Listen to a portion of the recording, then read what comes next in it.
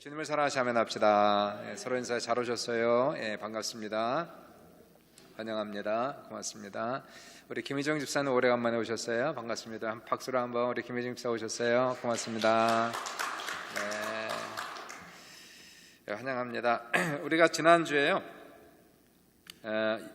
뭐를 배웠냐면 5장 17절에 예수님이 오신 것은 율법을 폐하러 오신 것이 아니라 완전케 하려 함이라 이렇게 하셨죠. 예수님이 오신 이유는 율법을 폐하러 오신 것이 아니라 율법을 완전하게 하려 하신 것이다 이렇게 얘기했어요.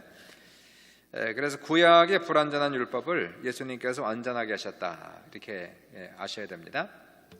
그래서 구약 성경은 우리가 꼭 필요한 것인데 완전한 것이 아니고 신약을 통해서 이 구약의 율법이 완성된 것이다 이렇게 보셔야 됩니다. 특별히 오늘 우리가 읽어나간 산상수훈 마태복음 5장, 6장, 7장은 완성된 율법 이렇게 생각하시면 돼요. 완성된 율법이다. 이제 5장을 읽어나가시면 5장에는 이러한 표현이 여러 번 나오는데 너희가 율법에는 이러이러하라 하는 것을 들었으나 너희가 율법에 구약에 이러이러한 말을 들었으나 나는 너에게 이르노니 라고 하면서 이 불완전한 율법을 완성시키는 예수님의 그런 말씀을 보게 돼요. 6번 나오거든요. 너희가 이러이러한 말을 구약에 들었으나 나는 너에게 이르노니 이게 6번 반복이 됩니다. 사실 그 5장에 나오는 이 말씀은 전혀 이해하기가 어렵지 않아요. 읽으면 바로 이해하는 흑백 논리다라고 얘기할 정도로 쉽게 이야기할 수 있는데 이해가 어려운 게 아니라 순종이 어렵습니다. 너무너무 어려워요. 거의 불가능하다 이렇게 볼 수 있는데 우선 하여간 이 내용들을 간단하게 설명이 별로 필요 없어요. 그냥 들으면 알 수 있는 내용이기 때문에 그냥 간단하게 읽고 짚고 나가고 그리고 설명하도록 하겠습니다. 6개 중에서 오늘 한 4개 정도 아마 볼 수 있는 시간이 있을 것 같아요. 간단하게 하기 때문에 21절 한번 봐요. 21절 보시면은 21절 같이 한번 읽습니다. 시작. 옛사람에게 말한 바 살인하지 말라. 누구든지 살인하면 심판을 받게 되리라 하였다는 것을 너희가 들었으나 이렇게 나오죠. 그래서 구약에 옛사람에게 말한 바 이건 구약을 얘기하는 거예요. 구약에 살인하지 말라. 살인하지 말라는 것이 십계명이죠. 십계명 중에 몇 번째 계명이라고 했습니까? 6번째 계명. 6번째 계명이 되죠. 살인하지 말라 6번째 계명이 됩니다. 모세율법이 613개가 있는데 그것을 총망라한 것, 이렇게 서머라이즈한 것을 십계명이다 이렇게 얘기할 수 있어요. 그러니까 십계명은 계명 중에서 계명이다, 가장 중요한 계명이다 얘기하는 것이고요. 그 중에서도 인간관계에 있어서 가장 중요한 것 중에 하나가 살인하지 말라. 너무나 무서운 거죠. 살인이라는 것. 살인하지 말라. 살인하면 심판을 받게 되리라 하였다는 것을 너희가 들었으나. 그래서 살인하지 말라는 것은 6번째 계명에 들어가는 것이고 살인하면 심판을 받게 된다는 것은 모세오경에 나오는 그러한 말씀이 됩니다. 살인할 경우 지금 우리가 사는 사회도 마찬가지지만 그 사람은 기소를 당하게 되고 재판을 받게 되고 그리고 그들의 죄값을 물어야 되죠. 살인죄에 대한 죄값을 물어야 됩니다. 살인죄가 드러나면 물론 이제 캐나다 법과 성경에 나오는 법은 틀리지만 구약에서 살인죄가 드러나면 반드시 그 사람을 불쌍히 여기지 말고 쳐 죽이라 이렇게 나와 있어요. 그러니까 사형 제도가 성경에는 나와 있습니다. 살인죄가 드러나면 반드시 그 사람을 불쌍히 여기지 말고 쳐 죽여라 이렇게 나와 있습니다. 눈은 눈으로 이는 이로 생명은 생명으로 갚는 것이 율법의 가장 기본적인 공의가 되기 때문에 그렇습니다. 근데 예수님께서 이제 너희가 이런 말을 들었으나 나는 너에게 이르노니 나는이라는 나는이 헬라 말로는 강조법이 되어 있어요. 에고라는 말이 필요가 없는데 에고라는 말을 쓰고 있어요. 다시 말해서 예수님이 나는이라는 말을 강조하시면서 이 율법 대신에 주님께서 온전한 율법을 지금 주시는 거예요. 이 불완전한 율법을 이제 온전케 하시는 그 모습을 지금 볼 수가 있게 됩니다. 나는 너에게 이르노니 뭐라고 써 있어요? 22절 보시니까 나는 너에게 이르노니 형제에게 노하는 자마다 심판을 받게 되고 형제에 대하여 나가라 하는 자는 공회에 잡혀가게 되고 미련한 놈이라는 자는 지옥불에 들어가게 되리라. 그러므로 예물을 제단에 드리려다가 거기서 내 형제에게 원망 들을 만한 일이 있는 것이 생각나거든 예물을 제단 앞에 두고 먼저 가서 형제와 화목하고 그 후에 와서 예물을 드려라 이렇게 지금 얘기를 하고 있습니다. 그러니까 살인죄뿐만이 아니라 형제에게 노하는 자마다 심판받을 것이다. 살인하는 것만 심판받는 것이 아니라 형제에게 노하는 것도 동일한 심판을 받을 것이다. 그렇게 지금 얘기를 하고 있는 거죠. 형제에게 분노하는 것, 화를 내는 것, 역시 동일한 것으로 지금 치고 있어요. 분노한다는 것은, 분노는 어디서 오고 있는가? 미움에서 오고 있는 거 아니겠어요? 미움. 분노, 이것은 뭐하고 동일한 거냐면 그 사람을 죽이고 싶은 마음이 들기 때문에 분노가 일어나는 겁니다. 미움이 생기는 것이고, 그 미움이 감정적으로 복받칠 때에 분노가 일어나는 거 아니겠어요? 그래서 이 분노라는 것은, 미움이라는 것은 그 사람을 죽이고 싶은 그러한 충동적인 그런 마음이 그 미움과 분노가 되겠죠. 가인 같은 경우를 보시면은 몹시 분하여서, 성경을 몹시 분하여 안색이 변하고 결국은 자기의 동생 아벨을 돌로 쳐 죽입니다. 그래서 미움이 분노로, 분노가 살인으로 이렇게 되는 거예요. 그러니까 이 마음이, 분노와 미움이라는 것은 살인하고 싶은 그런 마음이고요. 그것이 행동으로 옮겨지는 것이 이제 살인죄가 이렇게 되는 건데, 율법은 행동만 얘기합니다. 살인하지 말라, 사람을 죽이지 말라라고 얘기하는데, 예수님은 그 마음에 있는 살인, 형제를 미워하는 것, 그리고 그것 때문에 형제에 대해서 분노하는 것, 이것까지도 살인죄와 동일하다, 지금 그렇게 지금 얘기를 하고 있는 거예요. 이게 율법의 완성을 지금 얘기하는 겁니다. 율법은, 구약은 행동만 얘기하는 것이고, 신약을 넘어오시면은 그 마음의 죄까지도 동일하게 지금 치고 있는 그 상황을 지금 보게 되죠. 더 나아가서 예수님이 지금 하시는 말씀, 형제에게 나가라 하는 자는 공회에 잡히게 되고 형제에게 미련한 놈이라 하는 자는 지옥불에 들어가게 되리라. 이렇게 무시무시한 말씀, 지옥불에 들어가는데, 형제에게 미련한 놈이다. 형제에게 나가라 하는 자는, 라가는 그 아람 방언으로 멍청한 놈, 그렇게 얘기하시면 돼요. 멍청한 놈, dumb 또는 airhead 이렇게 얘기할 수가 있겠죠. 미련한 놈, 멍청한 놈 다 마찬가지입니다. 미련한 놈 또는 멍청한 놈, 그렇게 얘기하는 사람은 공회에 잡히게 될 것이고 지옥불에 들어갈 것이다. 지옥불에 들어간 데는 구원을 못 받았다는 거 아니겠어요? 그 사람은 구원을 받지 못했다. 지금 그 얘기를 지금 하고 있는 겁니다. 평소에 이제 사람들이 얘기하는 stupid, dumb, airhead, 한국말로 하면 돌대가리, 멍청이, 바보, 병신, 이러한 말들을 형제에게 하는 사람은 공회에 잡히게 될 것이고 지옥불에 들어가게 될 것이다. 무시무시한 그런 말씀을 하셨어요. 그러니까 형제에게 분노해서도 안 되고 형제에게 그러한 욕을 해서도 절대로 안 된다는 거예요. 성도 간에 분이 난다고, 화가 난다고 함부로 말을 그렇게 발설하면 안 된다는 거예요.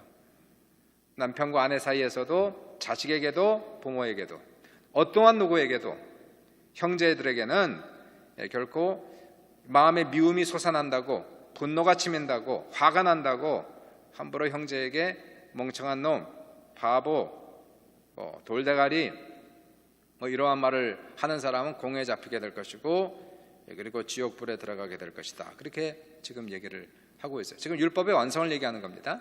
율법의 완성을 얘기하면서 하나님 앞에서는 이러한 것도 살인죄와 동일하게 지금 취급하고 있다. 지금 그 얘기를 하고 있어요. 그러므로 제단에 예물을 드리다가, 예배를 드리고 헌금을 드리다가, 그런 얘기죠.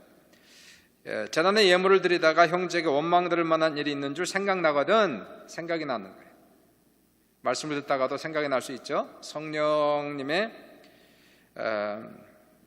책망과 성령의 감동을 받을 수가 있어요. 우리가 구원받고 성령 받은 사람은 성령의 책망을 받게 돼 있습니다. 성령의 지적을 받게 돼 있고 또 성령께서 기억나게 하시는 일들이 있다는 거예요. 그래서 예배를 드리다가, 말씀을 듣다가, 그리고 제물을 드리다가 형제에게 원망 들을 만한 일이 있는 줄 생각나거든. 이거는 하나님께서 생각을 떠올리는 거죠. 떠올리는 사람들이 있다는 거예요. 그것이 남편이나 아내가 될 수도 있습니다. 자녀가 될 수도 있고 친구가 될 수도 있고. 자, 그렇거든 예물을 제단 앞에 두고 먼저 가서 형제와 화목하고 그리고 와서 예물을 드려라 라고 지금 얘기를 하고 있어요. 그러니까 예배보다 더 중요한 것은 형제 자매와 화목함이 더 중요하다. 그 말씀을 지금 하고 계십니다. 예배를 아무리 잘 드려도 형제 자매가 화목하지 않으면 아무 필요가 없다는 거예요. 화목함 없이 드리는 예배는 하나님 받지 않으신다. 하나님이 헌물도, 예배도, 찬송도, 기도도 형제와 화목하지 않고 그렇게 분노하고 미워하는 상태에서 누구를 미워하고 누구에게 분노하고 마음속에 살인죄를 가지고 있는 그 사람이 하나님 앞에 예배를 드린들, 기도를 한들, 헌금을 드린들 하나님께서 그걸 받으시겠느냐는 얘기예요. 그러므로 우리가 이러한 분을 풀어야 된다는 거죠. 이러한 미움을 풀어내야 된다는 거예요. 쌍방간에 나도 그렇고 너도 그렇고 어떠한 이러한 미움의 갈등들이 있다면 내가 살인할 수도 있고 저 사람이 나를 살인할 수도 있는 거 아니겠어요? 그러니까 정말로 구원받고 성령 받은 사람이라고 자처한다면 그럼 예수님께서 하신 이 말씀은 이 성령께서 우리의 마음속에 이러한 것들을 기억나게 하실 때에, 책망하실 때에, 명령하실 때에, 그때에 먼저 가서 그 사람과 화목하고 돌아와서 예물을 드려라. 이 말씀은 뭐 문자적으로 그렇게 하라는 얘기가 아니고요, 그러한 결단을 내려야 된다는 얘기예요. 어렵죠. 관계가 틀어진 사람한테 내가 먼저 손 내미는 것이 쉽습니까? 내가 먼저 가서 화해하는 것이 쉽습니까? 용서를 구하는 것이 쉽습니까? 어렵죠. 그러나 순종해야 된다는 거예요. 그 이유는 뭡니까? 형제에게 그렇게 하는 사람 공에 잡히게 될 것이고 지옥불에 들어가게 될 것이라. 지옥이라는 얘기가 자꾸 나옵니다. 성경을 보시면 예수님이 지옥에 대한 얘기를 많이 하셨어요. 지옥이 무서우면, 죽어서 지옥 가는 게 무서우면, 그리고 공에 잡히고 심판받는 게 무서우면 하나님 말씀에 순종하라, 그렇게 말씀을 주시고 있어요. 그러니까 구약에서는 행동만 규제하고 있어요. 살인하지 말라. 예수님께서는 그것뿐만이 아니라 형제를 미워하는 것, 그 미움 속에서 욕하는 것, 그 미움을 가지고 분노하는 모든 것들은 살인죄에 속하는 것이고 이 사람은 동일한 심판을 받게 될 것이다 라고 얘기하면서 저 부족했던 율법을 이제 완성시키는 이 첫 번째를 우리가 볼 수가 있게 됩니다. 그래서 마음이 어려워도 순종을 해야 됩니다. 하나님께서 먼저 하나님께서 마음에 그러한 감동을 주시고 책망 주시고 명령을 주시면은 힘들어도 그 사람에게 찾아가서 화목을 청하는 것은 내 몫이에요. 내 순종이고, 그 사람이 받느냐 안 받느냐는 건 그 사람의 몫이고, 하나님이 나에게 명령을 하시면 순종하는 것은 내 몫이란 말이에요. 내 몫을 반드시 해야 될 것임을 얘기하고 있습니다. 27절 보시니까 두 번째가 나옵니다. 너희가 이러이러한 말을 들었으나, 한번 볼까요? 27절도 보시면 27절에 또 간음하지 말라 하였다는 것을 너희가 들었으나, 그렇죠? 옛사람에게 간음하지 말라 하였다는 것을 너희가, 자, 간음하지 말라가 십계명에 또 나오죠. 그 십계명에서 몇 번째 계명입니까? 이건요? 7번째 계명. 그래서 6번째 계명이 살인하지 말라, 그 다음에 간음하지 말라, 그 다음이 도적질하지 말라, 그 다음이 거짓말하지 말라, 마지막 10번째가 남의 것을 탐내지 말라, 이렇게 끝나지 않습니까? 그래서 예수님께서 십계명을 자꾸만 인용하시는 거예요. 십계명에 나온 십계명이 우디한 계명이긴 하지만 그러나 완전한 계명은 아니다, 이 얘기죠. 나는 이 계명을 완성시키러 왔다, 불완전한 것을 온전케 하기 위해서 왔다라고 얘기하면서, 너희가 옛날에는 간음하지 말라 하는 것을 내가 들었으나, 이 벌써 사람들 7계명 금방 이렇게 아는 거예요. 유대인들은 우리보다 더 말씀을 잘합니다. 7계명. 자, 율법에 보시면 간음하다 잡히면은 어떠한 벌을 받게 되어 있습니까? 혹시 아세요?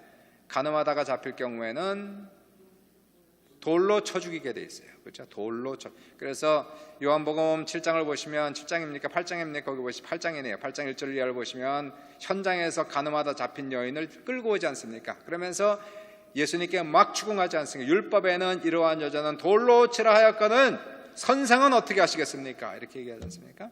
율법대로 하는 거예요. 현장에서 잡힌 여인을 돌로 치는 것은 율법에 나와 있는 거란 말이에요. 그러니까 율법은 전부 다 행위입니다. 행위예요. 간음하다가 잡히면, 들키면, 들통나면 그러면 쳐 죽여야 돼요.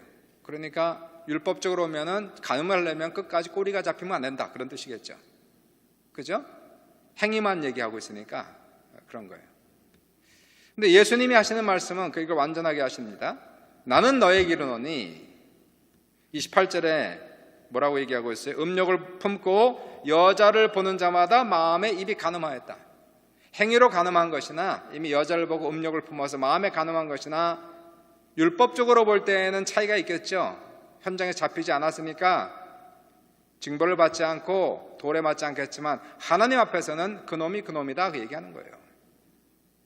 똑같은 징벌을 받을 것이다, 똑같은 형벌을 받을 것이다, 그 얘기를 해요. 아까도 보지만 마음으로 미워해서 죽이고 싶은 것이나 행위적으로 죽이는 것이나 하나님께 동일한 심판을 내리듯이 마음으로 음욕을 품는 것이나 또는 그것을 직접 행동으로 옮기는 것이나 사람들 사이에서는 차이가 있겠지만 하나님 앞에서는 차이가 없다. 그렇게 얘기를 하고 있어요. 그래서 29절과 30절에 또 지옥 얘기가 또 나옵니다. 그래서 지옥 얘기가 또 나와요. 만일 내 오른 눈이 너로 실족하게 하거든 빼내버리라. 내 백체 중 하나가 없어지고 온몸이 지옥에 던져지지 않는 것이 유익하며, 또한 만일 내 오른손이 너로 실족하게 하거든 찍어내버리라. 내 백체 중 하나가 없어지고 온몸이 지옥에 던져지지 않는 것이 유익할 것이다. 그래서 우리의 눈이 죄를 범하면 눈을 빼버려라. 우리의 손이 죄를 범하면 찍어내버려라 라고 얘기하면서 두 눈을 가지고 지옥에 들어가는 것보다 한 눈을 가지고 천국 들어가는 것이 낫다. 두 손 두 팔을 가지고 지옥에 들어가는 것보다 한 손 한 팔을 가지고 한 다리를 가지고 천국에 들어가는 것이 낫다라고 얘기하고 있어요. 문자적으로 순종한다면 이 세상에 손발 남아있을 사람 한 명도 없을 것이에요. 그렇죠? 문자적으로 해석한다면 우리 두 눈을 가지고 있을 사람 한 명도 없을 겁니다. 눈으로 죄 짓지 않는 사람이 어디 있겠어요? 아마도 가장 많은 죄를 눈으로 지을 것이고요. 두 번째 입으로 지을 겁니다. 눈으로 짓는 죄가 가장 많고, 물론 마음의 죄가 가장 크겠죠. 그리고 눈으로 짓는 죄, 입술로 짓는 죄, 그 다음에 행동으로 짓는 죄. 문자적으로 순종한다면 이 세상에서 살아남을 사람은 한 명도 없다는 것을 얘기하고 있는데, 주님이 하시는 이 말씀은 우리가 죄를 지을 때 죄악의 중대성을 알란 얘기예요. 그리고 지옥의 두려움을 강조하기 위해서 이러한 말씀을 끊임없이 하고 있는 겁니다. 지옥에 가는 것을 두려워하라는 거예요. 지옥에 빠질 수도 있다는 것을, 죄를 범하다가 그래서 결국은 지옥에 들어갈 수 있는 것을 생각하면 지옥이 두려워서라도, 그리고 죄 짓는 것을 무서워한다는 겁니다. 그래서 죄를 짓지 않기 위해 손발을 찍어내버릴 정도의, 눈을 뽑아낼 정도의 노력과 결단이, 그만한 투쟁과 헌신이 필요할 것임을 강조하기 위해서 이러한 강조법을 지금 쓰고 있는 것을 볼 수가 있게 돼요. 자, 두 번째, 주님께서 여섯 번째 계명과 일곱 번째 계명을 온전하게 하셨어요. 그래서 10계명은 행위적인 것이고, 그리고 신약을 넘어오시면서 예수님이 온전케 한 율법은 행위적인 것뿐만이 아니라 그 마음속에 있는 것까지 포함해서 온전한 율법을 지금 선포하고 있어요. 세 번째 보십시오. 31절 보시니까 31절에 또 일렀으되 누구든지 아내를 버리려거든 이혼 증서를 줄 것이라 하였으나, 이건 10계명이 없어요. 모세 율법에 있는데, 누구든지 아내를 버리려거든, 남편은 아내를 버릴 수 있는데 아내는 남편을 버리지 못했어요. 구약시대에는. 누구든지 아내를 버리려거든 이혼 증서를 줄 것이라. 신명기에 나오네요. 찾아보니까 24장 1절에 사람이 아내를 맞이하여 데려온 후에, 사람이 아내를 맞이하여 데려온 후에 그에게 수치되는 일이 있음을 발견하고, 해석이 분분합니다. 수치되는 일이 무엇인지에 대해서는 학자들의 의견이 많아요. 어쨌든 그 남편이 그 아내에게 어떤 수치되는 일이 있음을 발견하고 그를 기뻐하지 아니하면, 또 기뻐하지 않는 게 왔어요. 기뻐하지 않으면 이혼 증서를 써서 그의 손에 주고 그를 자기 집으로, 친정집으로 내보낼 것이요, 이렇게 얘기하고 있어요. 이혼 증서는 왜 씁니까? 이혼 증서가 있는 여인만 재혼이 가능해요. 이혼 증서가 없는 여인은 재혼할 수 없습니다. 이혼 증서가 없는 여인이 다른 남자와 관계를 맺으면 그것은 간음으로 취급합니다. 그래서 돌에 맞을 수가 있어요. 자, 여기에 대해서 주님은 또 뭐라고 얘기하시는가 보십시오. 자, 주님은 뭐라고 얘기하시는가? 그러면 구약시대에는, 유대인 사회에서는 이혼의 가능성을 얘기했죠. 뭔가 기뻐하지 아니하면, 수치스러운 일이 있음을 발견하면 이혼할 수 있다. 단지 이혼 증서를 써주라. 그렇게 얘기했어요. 예수님께서 여기에 대해서 32절에 그러나 나는 너에게 이르노니, 또 이렇게 얘기하죠. 에고라는 단어를 또 쓰고 있어요. 나는 너에게 이르노니. 그러면서 율법 이상, 율법이 이렇게 얘기한다면 나는 이렇게 얘기한다 라고 얘기하면서 율법 이상 가는 권위를 가지고, 그리고 율법을 완성케 하시는 주님의 강조점을 보게 됩니다. 32절 보시니까 나는 너에게 이르노니 누구든지 음행한 이유 없이 아내를 버리면, 음행한 이유 없이 아내를 버리면 이는 그로 간음하게 하며, 또 누구든지 버림받은 여자에게 장가지는 자도 간음함이니라. 이렇게 얘기하면서 음행한 이유 없이는 이혼이 불가능한 거예요. 그죠? 이게 원래 이제 주님의 그 온전한 율법을 보시면 그렇습니다. 음행한 이유 없이는 이혼이 불가한 겁니다. 그리고 이혼이 불가하다는 것은 재혼이 불가하다, 그렇게 얘기해야 되는 거예요. 여기에 대해서 유대인들이 반박하죠. 예수님께 19장을 보시니까 그러면 왜 모세는 아내에게 이혼 증서를 써주어 내보내라 했나요? 이렇게 유대인들이 주님께 반박하는 장면이 나와요. 아니 그럼 성경에는 왜 이혼하라고 허락을 했습니까? 이렇게 반박을 하거든요.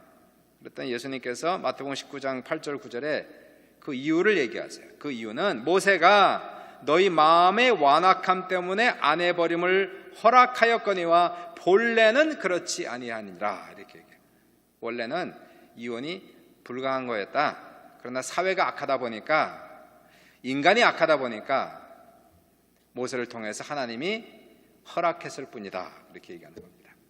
지금도 사회적으로 볼 때에 뭐 이혼이 많죠. 뭐 누가 정죄합니까? 정죄하지 않습니다. 거기에 대해서. 그러나 사회에 워낙 이런 것이 많다 보니까 그냥 인정하는 거지, 그것을 성경적으로 옳다라고는 얘기할 수 없는 거예요. 결코 정당화시킬 수는 없는 겁니다. 성경에서 옳다는 건 옳은 것이고 아닌 건 아닌 것이거든요. 근데 워낙 인간이 악하다 보니까, 죄가 많다 보니까, 문제가 많다 보니까, 이혼이 그래서 워낙 많다 보니까 인정해 주는 거죠. 그러나 그것을 옳다? 괜찮다라고 얘기는 할 수 없다는 거예요. 이게 지금 성경에서 예수님께서 불완전한 율법을 온전케 하시는, 그러니까 원래 하나님의 뜻을 얘기하는 겁니다. 하나님의 온전한 율법을 우리에게 말씀을 해주세요. 어찌 보면 최고의 이상적인 율법이죠. 우리가 도저히 지킬 수 없는 율법을 우리에게 지금 설파를 그렇게 하십니다. 마지막 네 번째로 보십시오. 네 번째, 오늘 네 번째로 마치는데 33절을 보시니까 또 옛사람에게 말한 바 헛맹세를 하지 말고 내 맹세한 것을 주께 지키라 했다는 것을 너희가 들었으나, 이게 33절이에요. 좀 어렵죠 이건요. 왜냐하면 그 30, 그건 같이 한번 그 끝까지 한번 볼게요. 33절 읽었고 34절부터 한번 같이 읽겠습니다. 34, 35, 36, 37 같이 읽습니다. 시작. 나는 너에게 이르노니 도무지 맹세하지 말지니 하늘로도 하지 말라 이는 하나님의 보좌이며 땅으로도 하지 말라 이는 하나님의 발등상이며 예루살렘으로도 하지 말라 이는 큰 임금의 성이며 내 머리로도 하지 말라 이는 내가 한터럭도 희고 검게 할 수 없습니다. 오직 너의 말은 옳다 옳다 아니라 아니라 하라. 이에서 지나는 것은 악으로부터 나느니라. 이 말씀은 좀 어려워요. 딴 말씀들은 다 쉬운데 아까 나온 뭐 살인에 대한 거, 간음에 대한 거, 결혼에 대한 거, 이것은 그냥 읽으면 그냥 이해가 되는데요.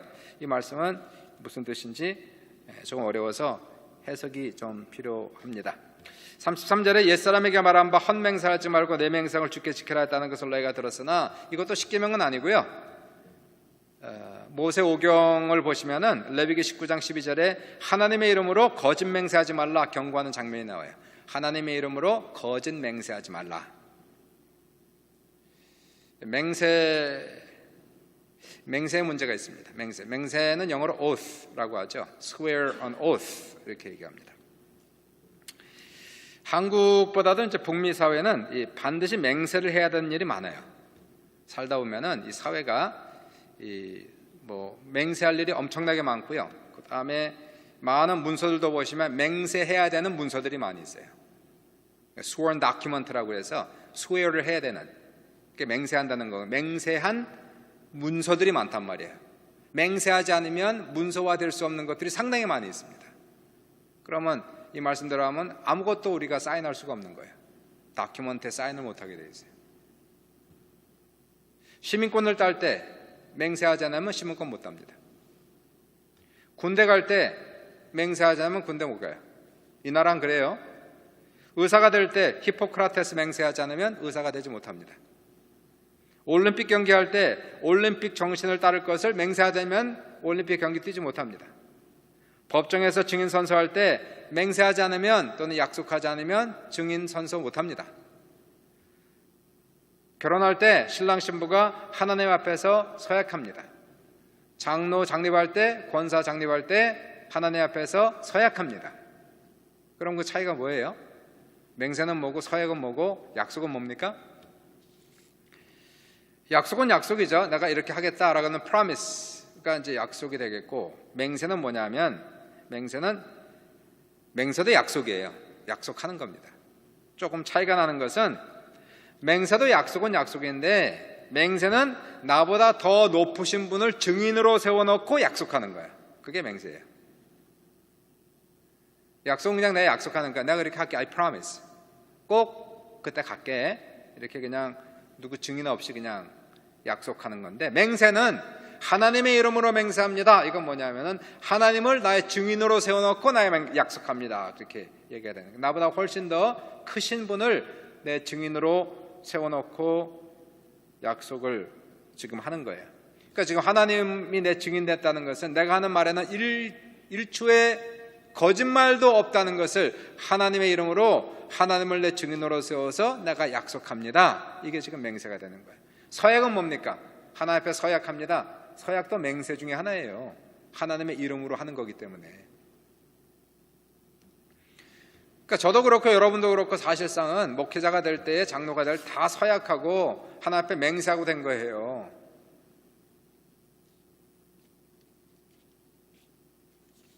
자, 그런데 맹세를 깰 경우에는 어떻게 됩니까? 맹세를 깼어, 내가. 맹세를 했는데 맹세를 지키지 않았어요. 그런 경우는 어떻게 될까요? 일반적으로 우리가 거짓말을 할 경우, 무슨 말을 했는데 거짓말을 했어요. 또는 그것을 지키지 못했어요. 그럴 때는 그 사람은 비도덕적이다 이렇게는 얘기하지만 불법적이다라고는 얘기하지 않아요. 그렇죠? 법에 저촉은 받지 않아요. 거짓말했는데 그 사람을 감옥에 집어넣고 벌금 물게 하고 그럴 수는 없습니다. 그건 도덕적인 이슈예요. 그런데 맹세는 틀려요. 맹세는 손을 올리고 하나님의 이름으로 법정에서 어디에서 의사가 변호사가 맹세를 하면 이 맹세는 맹세를 깰 경우에 또는 거짓 맹세할 때는 거기에는 반드시 법적인 문제가 생기는 거예요. 예를 들어서 모르기지 사인을 했는데 사인을 짓거든 맹세 중에 하나의 sworn document예요. affidavit이라고 그래서 sworn document라는 단어를 많이 써요. 이 나라에서는 affidavit 하면 sworn document, 다시 말해서 맹세한 다큐멘트란 말이에요. 그것을 지키지 못할 경우는 반드시 거기에 대한 손해를 보게 되어 있습니다. 모르기지 사인을 했는데 지키지 못하면 몇만 불 날아가는 거예요. 손해보는 거예요. 그냥 일반적으로 거짓말하는 것과 약속을 깨는 것과는 차이가 나는 겁니다. 더 나아가서 만일 거짓 맹세하면, 의도적으로 거짓 맹세하면 그 사람은 위증죄로 크게 걸리게 되어 있습니다. 감옥까지 가는 거예요. 그래서 일반적인 약속과 맹세는 차이가 난다는 거예요. 그런데 그냥 맹세가 아니고 하나님의 이름으로 맹세하는 것의 문제는 뭘까요? 하나님의 이름으로 맹세했다는 것은 약속했어요. 하나님을 내 증인으로 세워서 약속을 했단 말이에요. 그런데 혹시라도 내가 약속을 깰 경우에, 그러니까 예를 들어서 하나님 앞에 서약을 했어요. 하나님 내가 이렇게 하겠습니다. 서약했어요. 프로미스 한 겁니다.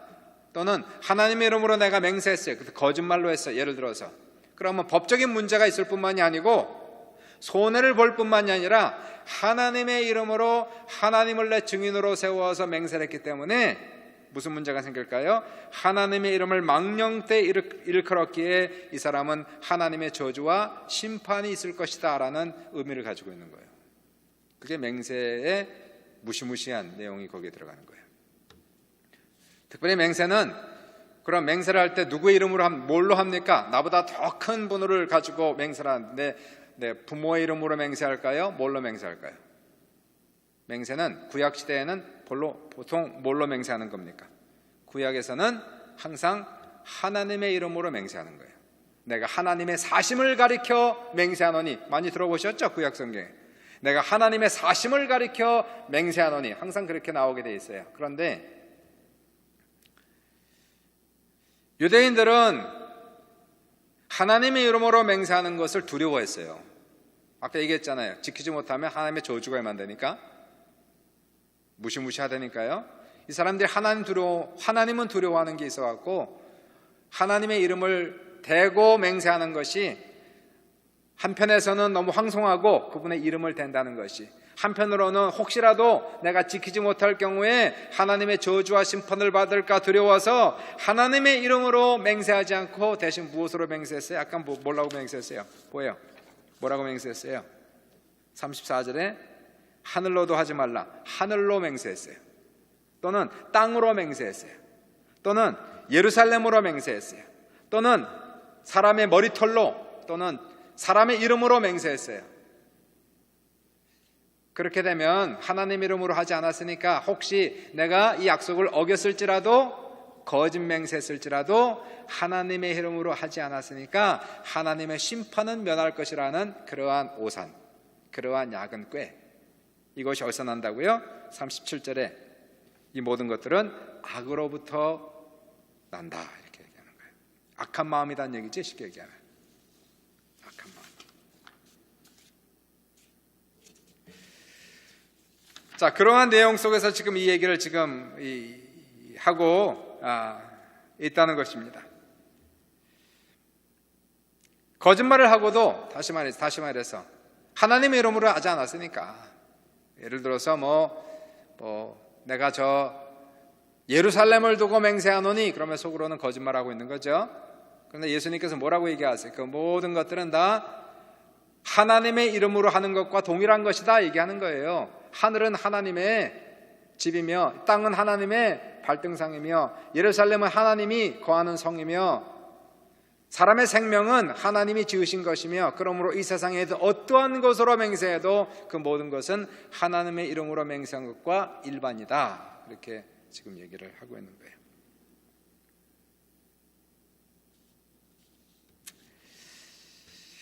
여기서 그러면 우리가 한 가지 봐야 되는 게, 그럼 아예 맹세를 하지 말라. 근데 지금 우리가 살고 있는 사회에서는 맹세하지 않을 수가 없어요. 이 사회 자체가 그렇게 지금 돼 있습니다. 맹세하지 않고는 아무것도 될 수 없어요.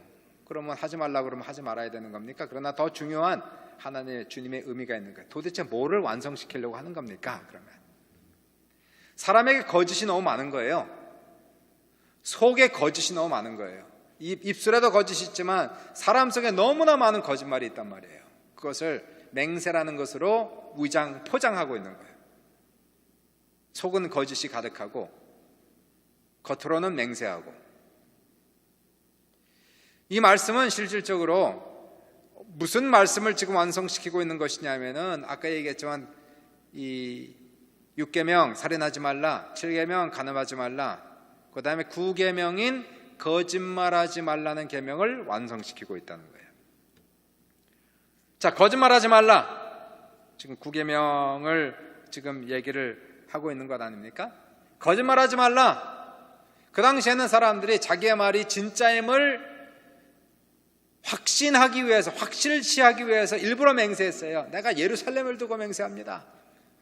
옛날에 구약시대에 내가 여호와의 사심을 가리켜 맹세하노니, 예루살렘을 가지고 맹세하노니, 항상 진실만을 말하는 사람은 맹세가 필요 없단 말이에요. 왜 구태 맹세를 합니까? 그래서 지금 하시는 말씀이 그 말씀이에요. 지금 사람들이 자기의 말에 어찌 보면은 이 말이 진리고 이 말은 진리가 아닌 것을 나누기 위해서 일부러 맹세를 지금 많이 하고 있다는 거예요. 너무나 많이 사람들이 맹세를 남용하고 악용하고 있는 이 사람들을 가리켜서 맹세하지 말란 말이에요. 그러므로 네는 네요 아니요는 아니라 하라. 이에서 지나는 것은 다 악으로 말미암아 나느니라. 이 말씀은 다시 말해서 우리 입술에서는 한마디도 헛된 말하지 말란 얘기예요. 한마디도 헛된 말하지 말아라. 한마디도 거짓말하지 말아라. 이 얘기를 지금 하고 있는 거예요. 이 말씀의 의미가 그 의미입니다. 한마디도 헛된 말, 쓸데없는 말, 거짓말, 속이는 말 하지 말라. 이 말씀이 지금 오늘 이 말씀을 지금 하고 있는 겁니다. 자, 제가 얘기했지만요, 이 말씀들은 사실상 지키기가 불가능해요. 아니, 그 모세오경을 지키기도 지금 불가능한데 지금 주님의 이 완전한 율법을 지킨다는 게 가능하겠습니까? 그런데 어떻게, 왜 이러한 말씀을 주셔서 힘들게 합니까? 아니, 여러분 이 말씀을 잘 보셔야 돼요. 형제에게 노하지 말라, 형제 욕하지 말라, 단 한마디도 형제를 미워하지 말라. 미움 속에서 분노하지 말라, 미움 속에서 욕하지 말라, 이는 살인죄와 동일하다. 여자를 보고 음욕을 품지 말라, 이것은 간음한 것과 동일하다.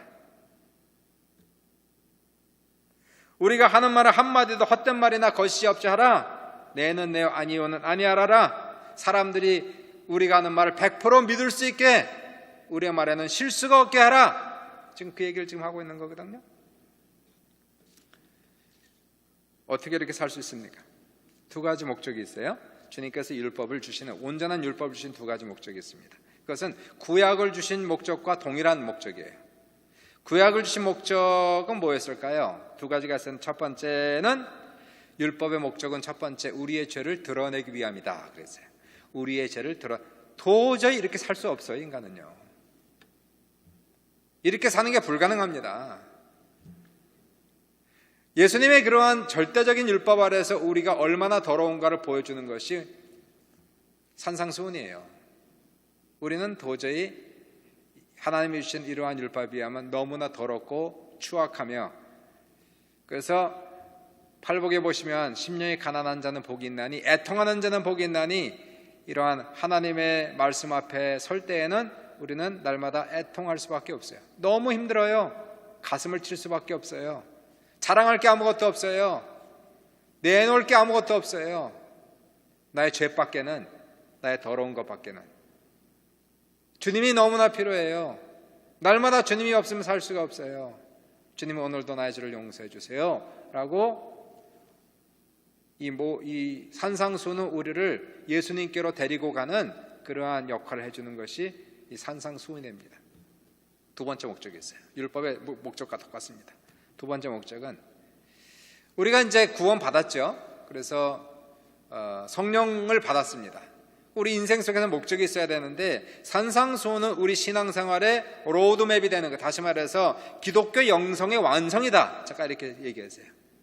기독교 영성의 완성이다. 영성의 완성. 이렇게만 살면 우리는 100점짜리 인생을 살아가는 것이다. 물론 100% 지킬 수는 없지만, 그렇다라고 우리가 이것을 그건 그냥 성경에 있는 거니까 이렇게 치부할 수가 없다는 거예요. 그렇게 살 수 없어도, 내가 지금 50점밖에 되지 않아도, 아니 20점밖에 되지 않아도, 우리는 끝까지 죽는 그날까지 이러한 온전한 삶을 살아가는 우리의 목표, 이게 산상수훈이 되는 거예요. 그래서 마지막 절 보시면은 5장 마지막 절에 예수님께서 뭐라고 말씀하시느냐 하면은 48절에 그러므로 하늘에 계신 너희 아버지의 온전하신 것 같이 너희도 온전하라, 이렇게 명령으로 끝납니다. 5장 마지막 절에. 그러니까 이 말씀대로 살려고 노력하면 노력할수록 우리는 죄가 드러나요. 회개해요. 자랑할 것이 없어요. 예수 구원밖에는 다른 길이 없어요. 그럼에도 불구하고 우리는 끊임없이 이 말씀을 보면서 노하지 말라, 욕하지 말라, 미워하지 말라, 마음의 음욕을 품지 말라, 헛된 말 하지 말라, 거짓말하지 말라, 이러한 말씀들을 우리 인생 속의 로드맵으로 삼아서 어떻게 해서든지 그 말씀대로 살아가려고 최선을 다하는 우리의 영적 교과서가 바로 마태복음 5장이 되는 거예요. 네, 예수님께서 율법을 완성시키셨습니다. 그래서 이 완성된 율법을 보면서 참 갈 길이 아직도 멀고 험하지만, 그래도 우리는 날마다 싸우며 이 말씀대로 살 수 있는, 노력할 수 있는 우리 모두가 될 수 있기를 주님의 이름으로 축원합니다.